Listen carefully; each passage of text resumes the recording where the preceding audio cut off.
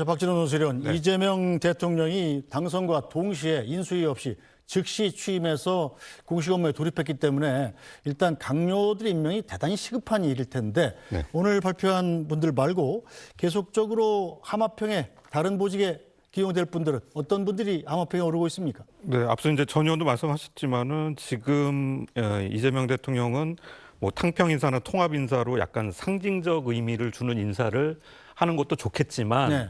그럴 현실적 여유가 좀 없다고 판단을 하는 것 같아요. 지금 그만큼 경제 상황이나 이제 외교 안보 상황이 좀 급박하다. 이런 인식을 갖고 있는 것 같고, 그래서 이제 관심을 모으는 부분은 역시 이제 대통령실 이제 그 다른 인선인데요. 지금 정무수석의 이재명 대통령의 이제 원조 핵심 측근 그룹이었던 김병욱 전 의원의 이름이 좀 거론이 되고 있고요. 또 민정수석에는 이제 법무부 범죄예방정책국장을 지냈던 그 사법연수원 동기인 오광수 변호사가 또 거론이 되고 있습니다. 그리고 무엇보다 이제 가장 중요한 정책실장에 이한주 민주연구원장이 거론이 되고 있는데, 이것은 역시 이제 이한주 원장이 이 대통령의 간판 정책인 기본소득의 밑그림을 그린 인물로 평가를 받기 때문에 그런 점이 가만히 된 게 아닌가 그렇게 보이고요. 또 관심을 끄는 이제 경제 관료에는 그동안 이제 경제 관련 참모 그룹이었던 하준경 한양대 경제학과 교수, 네. 또 그리고 대우증권 사장을 지냈던 금융 전문가죠. 홍성국 전 의원이 거론이 되고 있는데, 관심을 끄는 것은 이현재 전 경제부총리가 네. 이 대통령이 얘기했던 그 비상경제 대응 TF에 네. 합류할 것이라는 관측도 조금씩 나오고 있는데, 이현재 전 경제부총리가 지금 연세가 어떻게 되시죠? 아마 상당히 많으실 굉장히 많으실 텐데. 예, 예. 그렇고요. 그리고 또 하나 관심을 끄는 부분은 이제 군 출신이 아닌 국방부 장관이 탄생하는가 여부인데요. 네. 여기에 대해서도 역시 관심이 쏠리고 있습니다. 네, 자, 군 출신이 아닌 국방부 장관이 탄생한 것 아니냐, 이른바 군의 문민 장관이 들어가야 되는 것 아니냐, 이런 지적들이 많았는데 안규백 의원이 거론되고 있더군요. 뭐 어떤 분의 이름을 거명하기는 적절치 않은 것 같습니다. 아무래도 대통령실에서 적절하게 판단하고 결정을 하지 않을까 싶기는 한데요. 이제는 그 군 출신이 아니더라도 민간에서의 그 국방 전문가가 국방부 장관의 역할을 할 수 있다라고 하는 데에는 이견이 없는 것 같습니다. 실제로 군 출신들만 이루어진 국방부 장관을 지속적으로 고집했던 나라도 사실 우리나라 외에는 크게 많지 않은 것으로 알고 있거든요. 그런 측면에서 충분히 민간 전문가도 국방부 장관을 역임할 수 있다라고 보는 것이고, 사실상의 카르텔 타파에는 필요한 측면이 있다고 보는 겁니다. 예를 들어서 법무부 장관 같은 경우에도 반드시 법조인이 해야 된다라고 하는 것보다 실제 국민들의 삶과 맞닿아 있는 부분들은 바로잡을 수 있는 그런 법률 전문가들이 필요한 부분도 있지 않겠습니까? 그런 측면에서 국방이든 법률이든 이런 비전문가 외에 전문성을 충분히 확보한 인사께서 거론되는 것은 전 적절하다는 말씀드리겠고, 안규백 의원 같은 경우에도 지금 5선이시거든요. 네. 그러나 굉장히 오랜 기간 국회 국방위원회 소속으로 사실상 국방위원장도 역임을 하셨습니다. 네. 그렇기 때문에 당장의 육사 출신의 군 인사가 아니다 하더라도 국방에는 굉장한 전문력을 가지고 있기 때문에 그렇게 거론이 돼도 이상하지 않다라는 말씀 드리고 싶습니다. 네. 근데 저는 이재명 대통령이 한 공약 중에 저 공약은 어겨도 될 것 같아요. 왜냐하면 다른 미국 같은 경우에는 이제 국방장관이 군령권이 없어요. 그냥 군정권만 있기 때문에 대통령이 직접 뭐 합참의장이나 이렇게 군령권을 갖고 있는 그 또 공무원들하고 소통을 통해서 행사하면 될 것인데, 지금 대한민국의 경우에는 국방부 장관이 군령권을 갖고 있거든요. 그렇다면 군령권이라는 것은 작전과 관련된 또 병력 이동과 관련된 것들을 이해할 수 있어야 되는데, 문민 국방부 장관 말은 좋지만 현재도 그래서 헌법에 보면 국무위원은 모두 다 현역 군인은 안 되게 돼 있거든요. 네. 그런 취지의 어떤 전 의원님 말씀하신 것처럼 카르텔 타파 등을 위해서 일단 헌법에 그렇게 돼 있기 때문에 사실은 이제 국방장관의 올바른 업무 수행을 위해서는 대통령 자체가 군 출신 대통령이 아니시잖아요. 그러면 군령권 행사할 때 국방부 장관의 도움을 받고 보좌를 받아야 되는 것이고, 그다음에 이제 합참의장으로 이어지는 것이기 때문에 네. 이 부분은 좀 숙고하실 필요가 있지 않겠는가. 물론 안기백 의원께서 부적합하다라는 것이 아니고 보다 적합한 부분은 그래도 군에서 장성급 이상의 어떤 군령권 행사를 해본 경험 있는 분이 하는 것이 국방이나 안보를 위해서 이게 더 효율적이 아닌가 이런 고민을 한번 해볼 필요가 네, 있습니다. 뭐 유기찬 부위원장님 말씀 들으면 이 민주당의 김병주 의원 같은 군 출신 의원들이 또 상당히 좀 국방장관 할 수 있지 않을까 이런 희망을 볼 수도 있을 것 같은데요.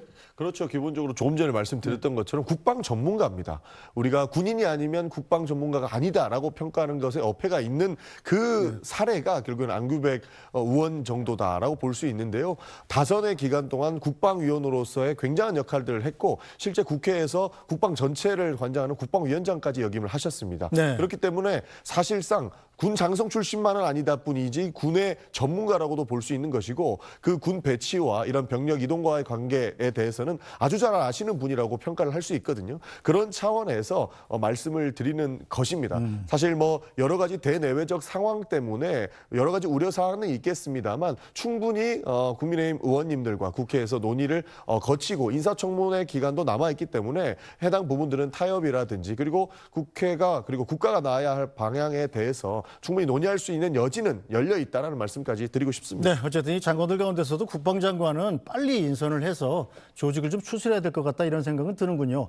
이 비상계엄 사태를 겪으면서 군내 조직이 상당히 좀 많이 어떻게 될까요? 기강이 좀 무너졌다고 해야 되나요? 사고도 많이 나고 있고요. 어쨌든 빠른 국방장관 인선을 좀 기대해 보겠습니다. 자, 이 앞으로도 이제 각 부처 장관들을 줄줄이 임명을 해야 될 텐데, 자, 야당 쪽에서 전망하는 그리고 기대하는 장관 인선은 어떤 모습입니까?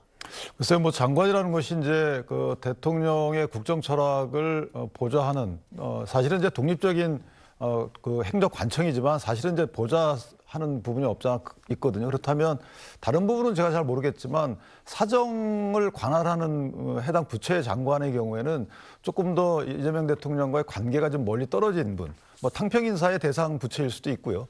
예를 들면 법무부 장관이라든지 뭐 행안부 장관 등은 벌써 이제 함업평에 오르고 있지만 어쨌든 법무부 행안부의 경우에는 만약에 탕평인사 기조가 있다면 대상 부처로 선정하는 것도 나쁘지 않겠다. 왜냐하면 법무부 같은 경우에는 이제 역대 항상 문제가 됐잖아요. 네. 당대표 출신이 법무장관을 오기도 하고. 자, 이런 모습들은 조금 지양하면서 심지어는 이제 정당과 전혀 관련이 없는 뭐 전문가 출신 또는 공무원 출신이 오든가 아니면 상대 야당 측에서 한번 선발하시든가 이런 식으로 해서 그 정도가 돼야지만 실질적인 탕평 인사라고 평가받을 수 있지 않을까 이런 생각도 해봅니다. 다른 건 모르겠지만 법무부 장관은 그렇게 할 수 없고 오히려 여당에서 반대할 것이라는 말씀 드리겠습니다.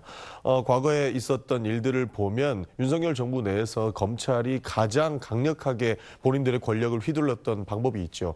그런데 이것을 바로잡지 않았던 것도 법무부 장관이라고 평가를 합니다. 네. 그런 측면에서 탕평의 인사를 법무부 장관을 앉힌다는 것은 또 한 번의 법률적 문제를 야기할 수 있는 그런 상황적 측면이 있기 때문에 탕평은 당연히 해야 되고 대화는 물론 해야 됩니다만 또 다른 권력 구조에서의 문제를 일으키는 인사는 오히려 여야 할 것 없이 지양해야 되는 부분이 아닐까 싶습니다. 네. 근데 사실은 제가 왜 그런 말씀을 드렸냐면 역대 문재인 정부 시절에 이제 두 분의 법무장관, 추미애 법무장관, 박범계 법무장관 이게 정치인 출신이시면서 또 한 분은 이제 당대표까지 역임하신 분이 오셔서 하다 보니까 이게 이제 헤게모니를 세게 잡아서 그런 건지 아니면 특정한 목적을 갖고 그렇게 행동하시는지 모르겠지만 상당히 실제 직업 공무원이 검찰총장 등과 갈등 관계에 있었단 말이죠. 그러니까 검찰 조직이 사실 그때 많이 흐트러진 부분도 없지 않아 있어요. 이게 검찰이 잘했는지 아니면 문민 장관들이 잘했는지는 제가 평가는 안 하겠습니다만 어쨌든 그때 상당히 직업 공무원 질서가 흐트러지고 정치적 중립성에 훼손이 간 부분은 맞거든요. 자, 이런 것들을 반추 삼아서 한번 그 부분은 고민할 필요가 있어요. 의원님 말씀대로 야당에서 그럴 수 없다면 어쨌든 그런 오해가 설 만한 전력 있는 분은 배제하고 좀 비정치인 중에서 고르는 것도 검토할 하지 않는가. 네, 알겠습니다. 자, 박진원 의원실은 자, 그런데 이재명 대통령이 장관을 후보자를 임명한다고 해서 즉각적으로 임명될 수 있는 게 또 아니잖아요. 청문회도 거쳐야 되고 상당 기간 윤석열 정부의 장관들과 일하는 게 불가피한 상황이죠.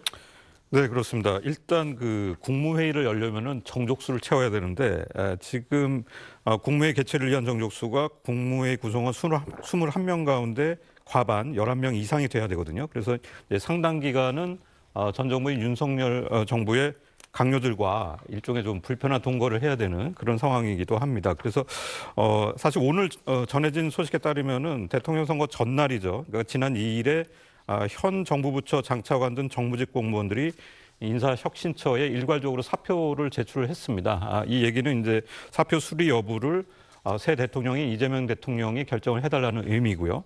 근데 과거에 문재인 대통령이 이제 박근혜 전 대통령의 탄핵으로 대통령이 됐을 때도 취임 다음 날에는 황교안 총리의 사표는 즉각 수리했지만은 나머지 장관의 사표는 이제 상당 기간 수리를 하지 못했어요. 이것도 역시 즉각 해임할 경우에 상당 기간 좀 국무회의를 할 수 없는 그런 환경 때문이었습니다. 그래서 일종의 업무 인수인계도 필요하지만은 역시 이제 인수위 없이 출범한 정부라는 점에서 전 정부 관료들과의 일종의 협력 관계는 어떻게 보면 좀 필수적인 부분이라고 봐야 될 것 같습니다. 네,